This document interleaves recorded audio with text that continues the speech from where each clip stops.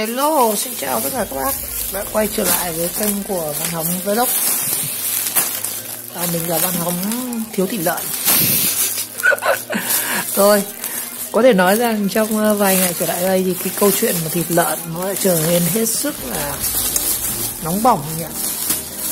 Cái việc mà thịt lợn nó tăng giá một cách chóng mặt dẫn đến mà đối với các bạn hay phải đi gọi là anh nuôi mua thức ăn hàng ngày, thì cái việc mà chọn thức ăn phù hợp với thứ nhất là về giá trị dinh dưỡng cho gia đình, rồi cả về kinh tế giá thành các thứ rất là đau đầu. Và trong video ngày hôm nay thì mình không nói chuyên sâu về thịt lợn. Nói chung là cái bệnh lợn tay xanh nó là một cái bệnh hết sức là củ chuối mà. Cái đợt này thì nó lại dính đến đúng đợt Tết, đến cho là cái giá thành thịt lợn nó tăng lên một cách đội giá, tại vì người ta cần thịt lợn, người ta chế biến các cái sản phẩm phục vụ cho nhu cầu Tết. Từ ngày Tết người ta sẽ sản xuất lên mấy lần. Rồi, ở đây thì mình có mua được một ít cái thức ăn cho tuần này. Tuần này chắc là sẽ ăn cái nấm này. Đã. Cái nấm này khoảng là nấm sò trắng với giá là khoảng 32.000 một cân các bạn. Con này là 1 cân. Nấm lý tưởng. Em mua 2 gói. Trong video ngày hôm nay thì mình không ăn nấm đâu, chúng ta sẽ ăn thử bánh bao. Bánh bao chay các bạn, vẫn là bánh bao thịt lợn cơ. Mình muốn hôm nay chúng ta sẽ làm một cái thử thách nhỏ, vừa review vừa thử thách. Hôm nay chúng ta sẽ ăn thử 2 gói bánh bao này nha. Bình thường bánh bao mình ăn giỏi lắm là khoảng 3 đến 4 cái là ựa rồi. Hôm nay chúng ta sẽ thử ăn cái gói này. Đó, ok.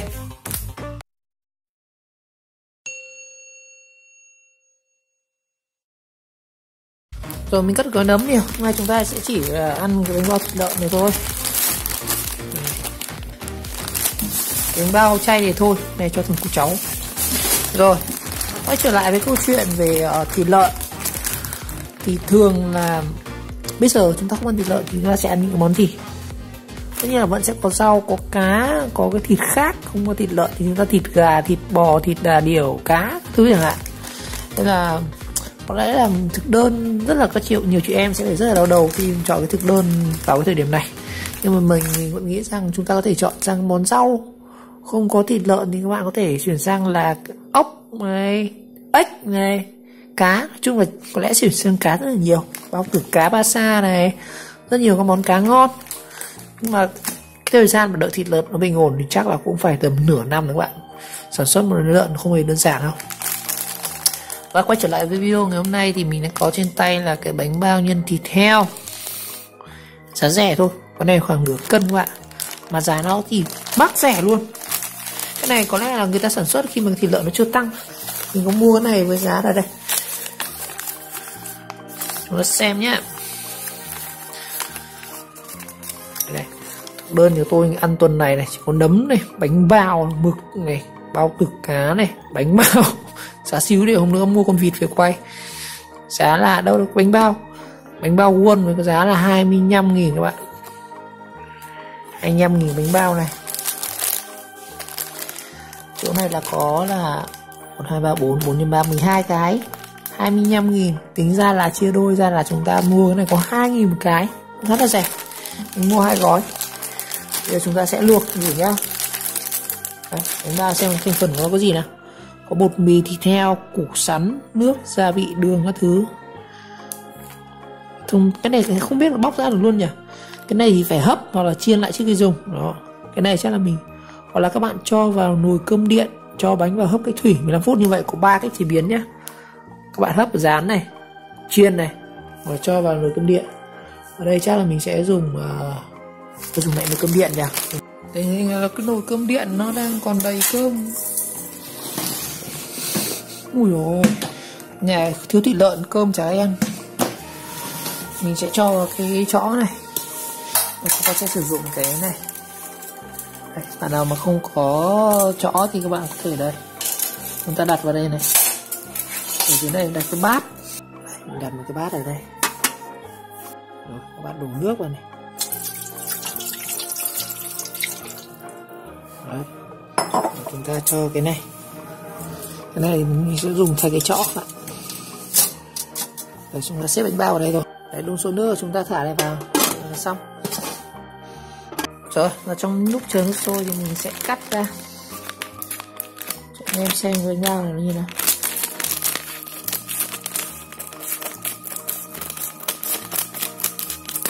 Rồi. Đắt đỏ này mà có thịt heo ăn là quý lắm mấy các bạn. Ngày thường nhìn thịt lợn có khi là ngán đấy mà bây giờ nó đắt hơn cả đặc sản luôn. Rồi. Đấy, chúng ta sẽ có là 12 trước. Gói này là của nó là nửa cân đấy, 500g này này. Đó. Đấy nhá. Mình chút lưu ý với cái sản phẩm này là sản phẩm không được rời khỏi tủ lạnh quá 2 giờ và mua về cho bánh vào ngăn đông đá để bảo quản. Ui dồi ôi. Cái hạn sử dụng nó đâu nhỉ? À đây, hạn sử dụng đây. 13 tháng 12. Hạn sử dụng là 1 tháng, gần 1 tháng. Rồi xem. Như vậy nó lót cả giấy thế này các bạn. Nên chắc là thôi mình cứ để có khi bóc này ra. Cái giấy này ra. Hay để cái giấy hấp nhỉ? Tôi nghĩ để cái giấy hấp không ạ? Tí nóng mà nó bắt đầu nó chảy cái này ra. Cũng đẹp phết, rẻ. 25.000 12 cái quá rẻ luôn. Giờ hấp xuống ăn thử nha. Thử xem là mình ăn được bao nhiêu cái. Thường mình nghĩ mình chỉ ăn được 4 cái là mình đã quải. May là thử thách. Đó. Chơi luôn cả 2 gói. Mình không phải chờ nước sôi đâu các bạn. Thả vào luôn. 12 trước. Ăn trước một gói xem ăn được không, nó ngoài chết. Cái bánh này thì ngoài nó chưa chín nữa vì nó khá là cứng. Ủa, đầy mất rồi. Đầy rồi các bạn. À không được, không sao xếp được tại vì cái nắp nó nhập đến đây mà. Sẽ đè nhọc được. Đấy. Đậy nắp vào. Ủa, vướng rồi. Mình sẽ kem sao cho nó phải để được nhiều nhất. Để ngon đấy. Chơi vừa rét lại còn vừa đói này. Bánh bao chén này. Tuyệt vời luôn. Để lúc nó sôi nhá. Lúc bắt đầu sôi rồi. Để cho nhỏ lửa lại nhá. Mình hấp rồi chứ không phải là mình sẽ chín bằng hơi. Cái nhỏ lửa lại. Đó, lưu dư này thôi. Rồi, mình để khoảng 5 phút rồi. Chắc phải để thêm một tí nữa cho nó chín các bạn. Thiếu thì chúng ta sẽ châm thêm nước nhá. Ui, bánh bao yêu thế. Chờ thêm tí nữa. Lửa bắt đang để rất nhỏ luôn. Lưu dư. Rồi, sau 10 phút rồi các bạn. Bánh bao chín rồi.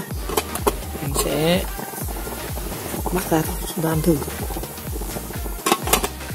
Sao thấy nhá. Khói nghi ngút rồi. Ok chưa không? Ngon lắm các bạn. Ngon lắm. Không, phải để cả giấy này cho tôi nhá. Để cái giấy các bạn khi các bạn bóc nó mới dễ. Đấy. Để cái giấy đừng có bóc vội. Giấy này người ta làm giấy sạch mà, không sợ lắm. Đó. Cái này thì không phải. Thời gian nếu mà nghĩ là mình ngồi mình làm này rất là mất thời gian thôi. Thêm đĩa nữa nhá. 2 đĩa. Đấy. 12 cái thôi mà. Chắc chắn mình không ăn, ông không thể ăn hết được 12 cái đâu. Gọi là thử thách cho vui, ăn là lắm được. Hôm nay vui lắm, ăn 5 cái. Đó. Rồi, cái video này thì ra không phải là quảng cáo cho nhãn hiệu bánh bao gì. Ở đây chúng có một loại bánh bao nữa, bánh bao chay của Phú Mỹ các bạn. Cái này giá thì nó rẻ hơn, chỉ có 9k thôi. Cái này thì nó cũng tầm khoảng là 12 cái các bạn. Thường là người ta sẽ làm sai là 12 cái hết. Đó là cái video ăn hết này làm cái gói này chả ăn hết được. Rồi, mình sẽ thử cái đầu tiên nha. Hôm nay đúng là một cái video về mocha nhé. Cái này cứ để ở giấy này ăn này. để ăn thử xem cái nhân nó như nào. Ui, nhân thịt to hết chứ, nhân thịt đầy đặn mà. Ngon lắm. Nói chung là thịt lợn đắt mà quất được nên có bánh bao là phải ăn cũng được. Ngon.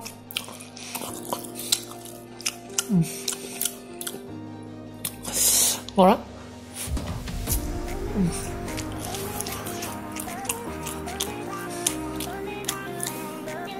Công nhận là nhiều người nghĩ rằng thịt lợn nó rất là bình thường, nhưng mà thấy không, một cái món ăn rất là nổi tiếng của bánh bao này. Cái thịt lợn nó giữ vai trò chủ đạo của bánh bao này. Ăn chao ăn bánh bao chay rất là ngán luôn. Ngon. Rất là không có đầy đủ các thành phần như là bột nhĩ này, trứng này, miến cái gì đấy, nhưng mà ăn nó vẫn rất là ngon. Đấy. Ngon, cũng được, rẻ, có 2.000 một cái, 25.000 một gói.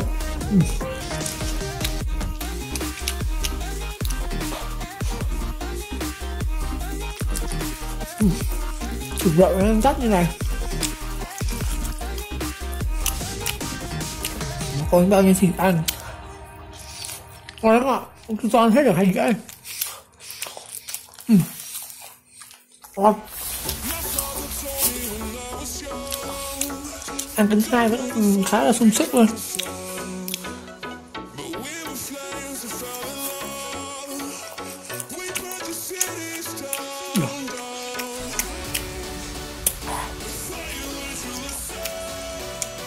Giờ nó bóc cái giấy này, đã bóc giấy ra trước là lúc mà mình luộc xong ấy, nó rất dễ nó bị dính vào cái vách của cái nồi hấp.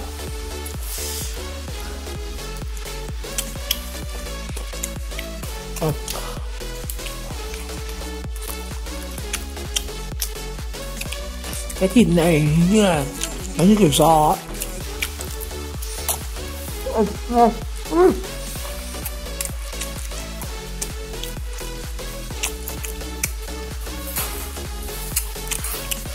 Nhận ngon là rẻ không ạ? Bình thường bánh bao mình mua ở ngoài nó đã gần 10.000 một cái, 8.000. Thịt người bây giờ người ta làm đắt rồi. Cái hãng này vẫn rất là rẻ. Ăn ngon phết. Kiểu rét ở đó ăn xuống.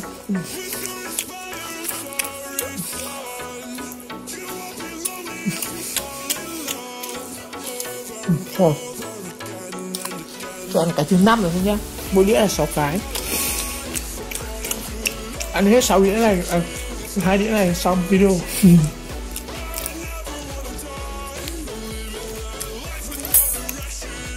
Rồi.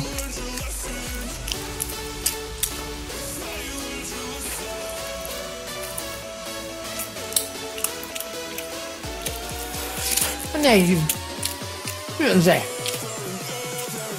Thứ nhất là trong thời điểm nó đắt đỏ như này. Nói thứ hai mà tính bình quân ấy, rất là rẻ.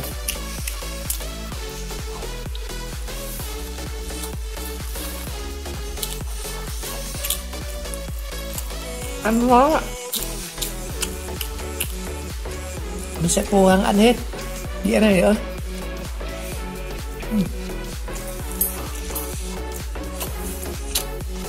Nói chung giá rẻ không thể đòi hỏi nó phải khó nọ khi được. Ôi, ngon quá.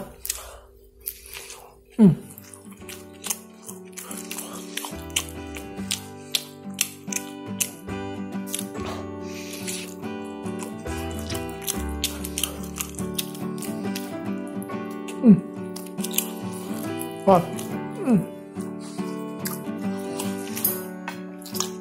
Thật sự với ông là tôi ăn sang cái thứ 6 rồi. Đây là cái thứ 7. Bắt đầu ngán rồi. Sự bắt đầu ngán rồi các bạn.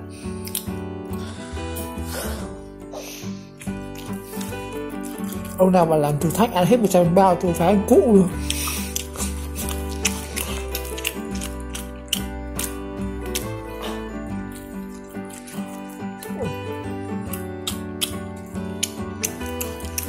Nóng bốc khói đấy.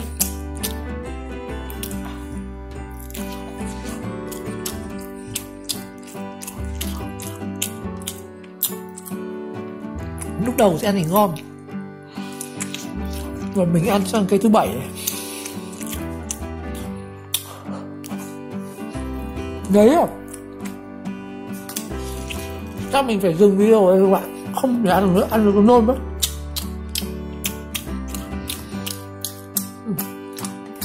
Không ăn nữa. Kỷ lục của mình là ăn được thế nào 6-7 cái. Giờ thì mình người ăn khá là khỏe đấy. Nhưng mà công nhận cái bánh bao này chẳng biết nó nhãn hiệu gì luôn, tên là Wua là một cái từ gọi là cái từ giò hò reo thôi. Nhưng mà công nhận quá rẻ không ạ, 25.000. Mình hai trước, mỗi trước tròn là khoảng 2.000. Trong khi thịt lợn bây giờ nó đã tầm 200 mấy nghìn một cân rồi, quá rẻ luôn. Chỗ này nửa cân nữa chứ. Rồi, có lẽ là mình sẽ kết thúc video đây ở đây. Còn nữa cảm ơn các bạn đã theo dõi video clip, và nếu thấy video hay và ý nghĩa thì các bạn nhớ like, subscribe ủng kênh và chờ đón các video tiếp theo. Có lẽ mình sẽ không làm video thử thách ăn ngấy quá. Không lẽ các ông làm thử thách giỏi thật. Cái này cất đi thôi.